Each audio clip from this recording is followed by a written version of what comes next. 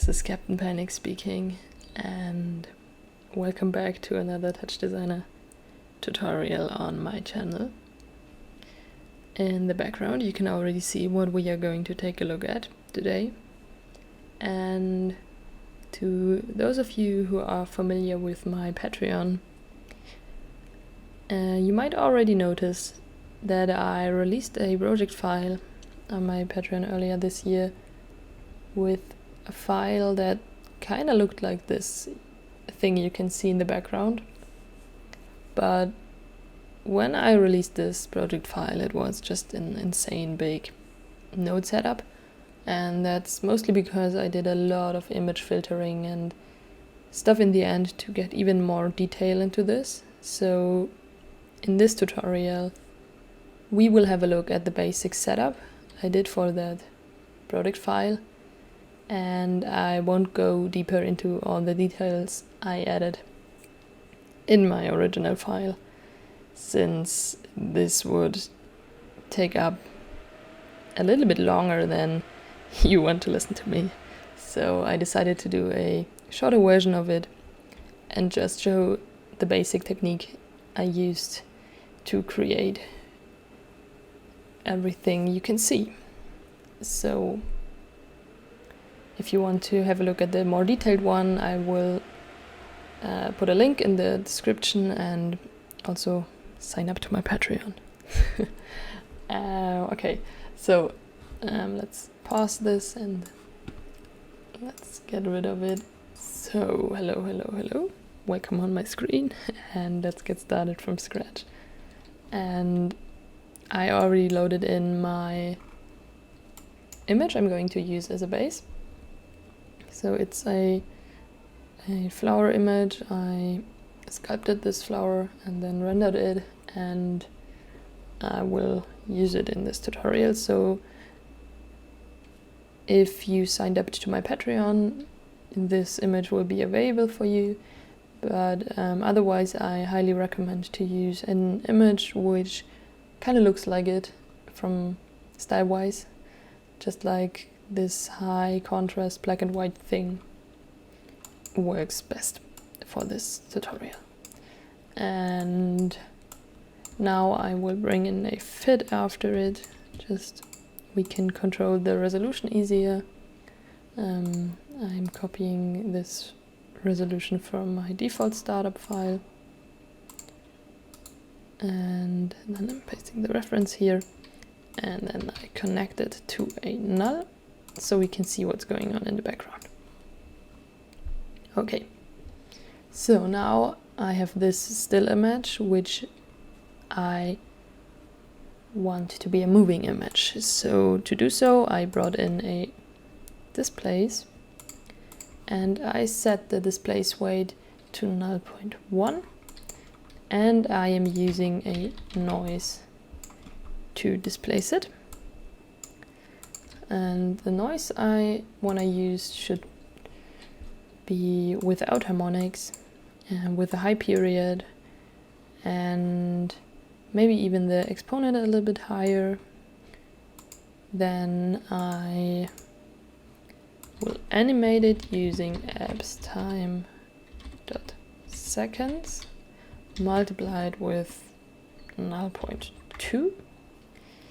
So yeah, this is kind of nice. Also, I'm going to change the pixel format to 32-bit float, so it's just a more smooth movement. And yeah, this is fine to work with. And now I'm bringing in a null, and now from this we will take the edges, so bring in a edge top, and then this edge will define the amount of details of the evolution growth kind of thing you saw in the beginning. So I worked with a strength 10 in this edge, and I reduced the sample step to 0.1. So we only get the finer details. And also I set the black level a little bit higher, but I want to mention here that this depends on your image. Whatever image you want to use, you have to adjust those numbers according to your image. So what I used in my image doesn't define the best parameters for your image. And okay, and then I brought in a comp down here. I just left it on multiply, and then I brought back this. So we get the colors from this image, but the edges from this image, though we get a little bit more detail in the end. Okay, so let's bring this over here to give us a little bit more space, and then add another null since we are headed into a feedback loop. Now, so add a comp, and I set the operation mode of this comp for the feedback loop 1 to maximum, and then I brought in the feedback. Then connect this, and then let's add some stuff in this feedback. So the first thing we want to bring in is first of all, let's make this the target layer. So now you can see it already tracks the movement. And then the first operator in our feedback loop will be actually, let's first bring in a chop, a keyboard in, so we can reset our feedback easily. So just take the reference on the pulse, chop it, and whenever you hit 1, you can reset it now. And now let's bring in our first operator, which will be a displace. And now let's work on our second input for the displace. So out of that feedback, I'm using a comp with the operation mode soft light, and this null will be the second input. And then after that comp, let's head into a slope, which is my kind of favorite operator, which you might know from watching my other tutorials. And I set the strength to 8 and the sample steps to 5 and 5. And then we will use this as the second input for the displace. And let's bring down the displace weight to 0.001. And now you can already see, now we get this kind of effect you already saw in the background. But right now it's not really pretty. So let's change some stuff in here. So the first thing we want to bring in is a level, since we want everything to disappear again and not stay this pattern you can already see. So I set the opacity and post of the level to 0.99, and also I brought up the black level in pre to 0.003, so we get this kind of shadow and kind of 3D-ish look you can see here. And another thing I added between the displace and the level, since I wanted to be a little bit getting a little bit bigger or getting a illusion of moving, so insert a transform in between here, and then I set up the scale to 1.001. Oops. So it just grows a little bit more, and I kind of like that. So okay, so basically that's it for the first feedback loop. And now we will get instantly into the second feedback loop we will use. So add a null after this, since we finished our first feedback loop and are standing right in front of the second feedback loop. So I'm always adding nulls whenever I get onto a new path. Okay, so now I want to get even more details of this default growth we set up. So I added another edge. So we get the edges of this thing we just created. And for this I worked with a strength of 10 and a sample step of 0.2. And once again, this might be different when you are using a different image. So, but I think those numbers are a good way to work with. And now after that edge, we are going up a little bit and into another null. Since now we are having our feedback loop here. So from that null, I'm going into a composite, and this comp will be operation mode over. And then out of here, use a feedback, connect this one here, and make it the target layer. Now you can see we already have our thing tracking everything, but we want it to disappear, so bring in a level in the end. And for this level I set the opacity to 0.75, so I want it to disappear really fast. Since I want to use those edges and this feedback loop to get more details, but just slightly. And also inside of between this feedback and this level, I added a blur. And I set the filter size to 5. So you could also set this a little bit higher.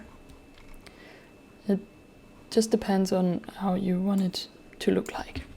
So I kind of like this kind of fog we are getting combined with the edges. So this is exactly what I wanted. And now I'm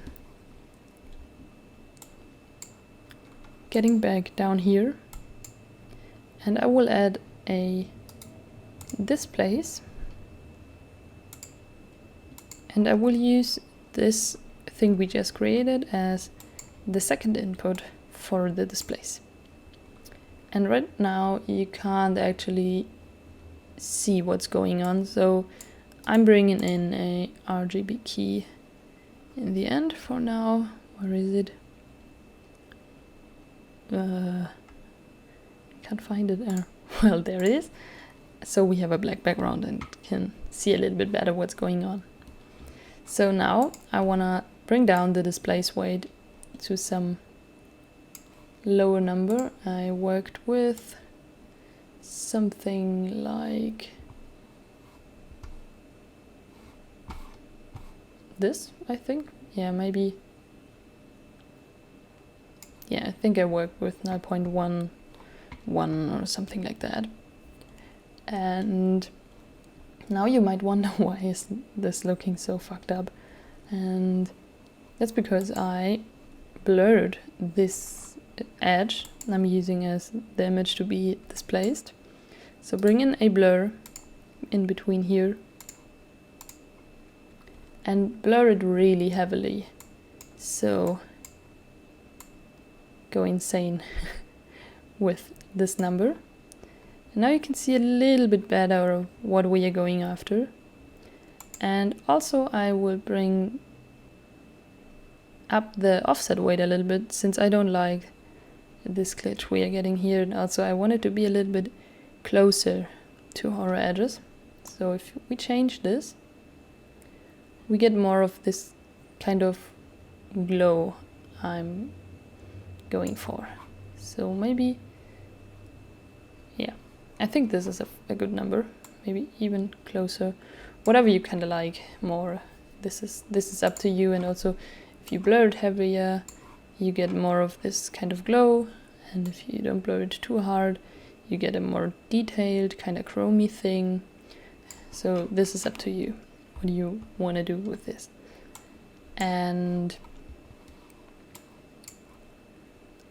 now we are heading into coloring this whole kind of thing. And also I will do another little thing I also did in my project file, which this is inspired by, which is bringing in many edges and highlights kind of thing.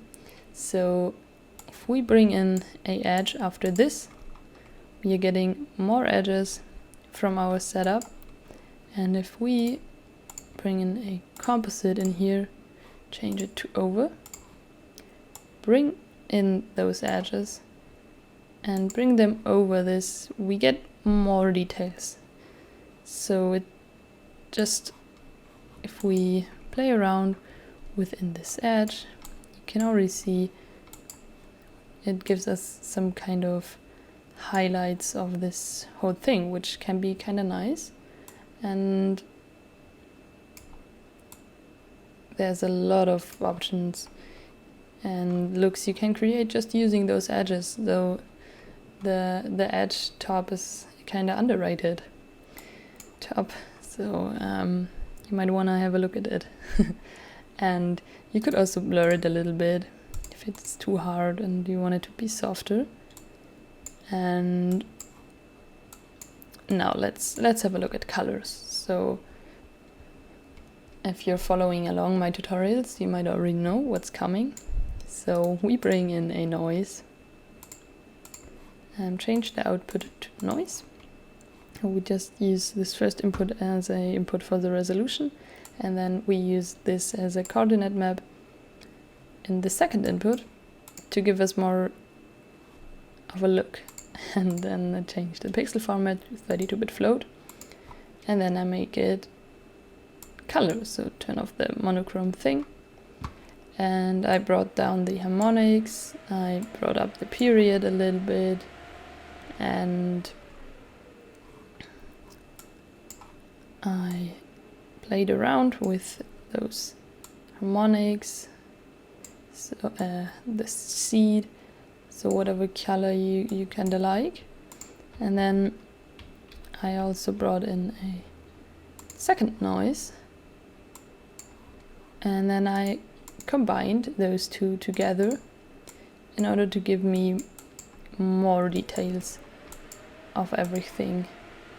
And I might have more harmonics in here and a different seed, so it gives us this kind of shades and the different harmonics. My PC is turning really wild right now, I hope you can't hear this. And yeah, basically that's everything I did for the colors. So I just play around with those noise settings, and maybe a level after this, and maybe I want to have more glow in here or more edges or whatever you kind of like. You can play around with this, and this is pretty much the whole setup I wanted to show you. And I still hope you enjoyed this and you kind of learned something, and also I hope you're staying healthy and happy. And if you're not happy, it's okay to be not okay. And yeah, hopefully until next time, and stay kind, and bye bye.